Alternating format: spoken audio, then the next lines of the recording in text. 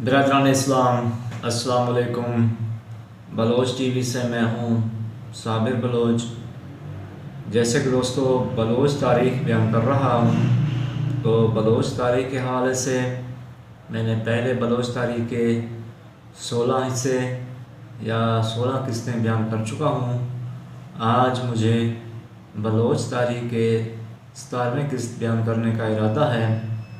तो 16वें किस्त में मैंने मकरान का जो तारीख़ था, जो पस मंज़र था, वो बयान किया।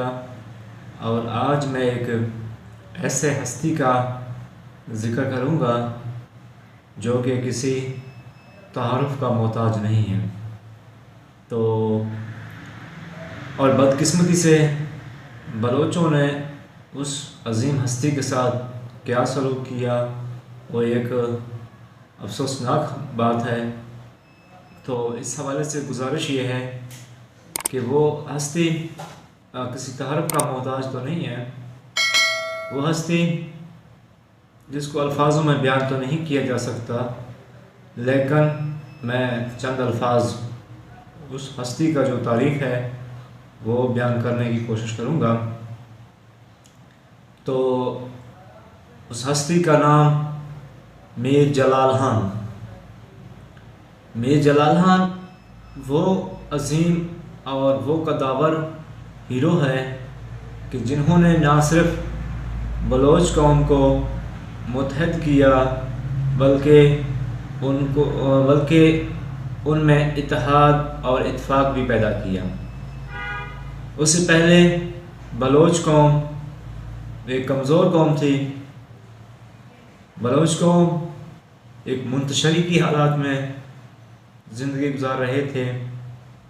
उन्होंने मीर जलाल खान ने ना सिर्फ बलोच कौम को एक ताकतवर कौम बनाया, बल्कि उनको एक आज़ाद और ख़ुद मुख्तियार रियासत का भी मालिक बनाया। मीर जलाल खान 44 से ज़्यादा कबीलों का ना सिर्फ सरदार मुकर्रर हुआ, बल्कि मुतफ़िका तौर पर बलोच तारीख़ का पहला हाकिम भी मुकर्रर हुआ। लेकिन अफसोस कि बलोच कौम ने अपने मौसम को, अपने अज़ीम लीडर को ऐसे भूल गए कि आज अक्सर बलोच इस अज़ीम लीडर के नाम का भी नहीं पता उनको। मीर जलाल खान ने 2 शादियाँ की। उनकी पहली शादी सिस्तान में फ़ातिमा जहाँ बेग नामी औरत से हुई। उनसे 3 बेटे और 1 बेटी पैदा हुई, जिनके नाम दर्ज झैल हैं। बड़ा बेटा मीर रिंद, मीर लाशार, मीर कोरहान या मीर कोरहई, और बाज़ मौरख ने उसका नाम मीर गबोर भी बयान किया। बेटी का नाम माई जत्तो। दूसरी शादी मकरान में अजूबा नामी औरत से की, जिससे सिर्फ एक ही बेटा पैदा हुआ, मीर होद था। शाही किले मीर जलाल खान के 2 शाही किले थे। एक बम्बोर जो ईरानी बलूचिस्तान में वाक़या था, दूसरा किला कच मकरान तुर्बत के करीब वाक़या है, वहाँ था। मीर जलाल खान ने ख़ुद तमीर नहीं किए ये दोनों किले, बल्कि फ़तह करने के बाद उनको शाही किले का दर्जा दिया।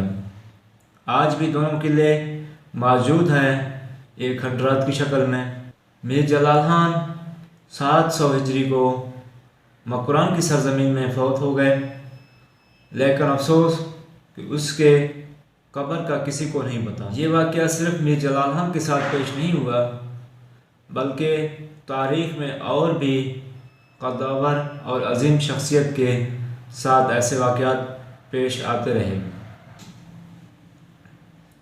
मसलन सिकंदर, जिसने पूरी दुनिया के सुपर पावरों को शिकस्त देकर सिकंदर आज़म का लक़ब पाया, लेकिन उसकी कब्र का किसी को नहीं पता। इसी तरह हज़रत अली रज़ी अल्लाह तआला अन्हु आपको फतह खैबर का लक़ब भी मिला, लेकिन कब्र मुबारक का किसी को पता नहीं कि कहाँ है। उनके मतलब मशहूर 4 कब्रों मशहूर हैं।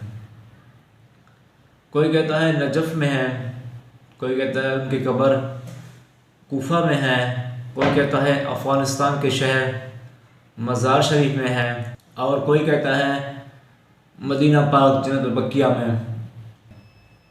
बाज़ कब्रों पर तो बाकायदा नाम भी लिखा हुआ है। तो बहरहाल सही कब्र कहाँ है ये किसी को नहीं पता।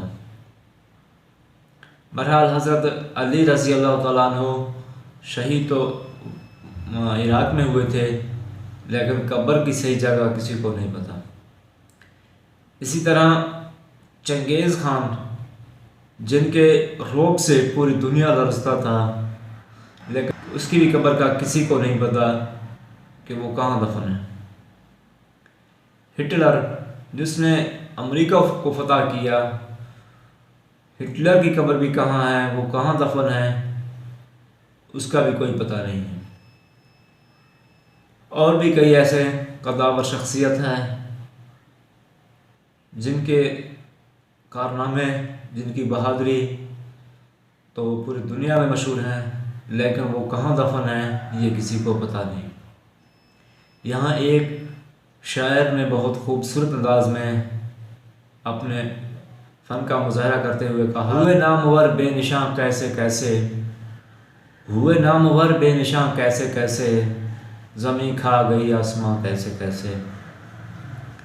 तो ये मुख्तसर एक अजीम शख्सियत का तारिफ़ था। इससे आगे बलोच तारीख़ क्या है वो मैं इंशाअल्लाह अपनी अगली किस्त में बयान करूँगा। फ़िलहाल मैं आपसे इजाज़त चाहता हूँ।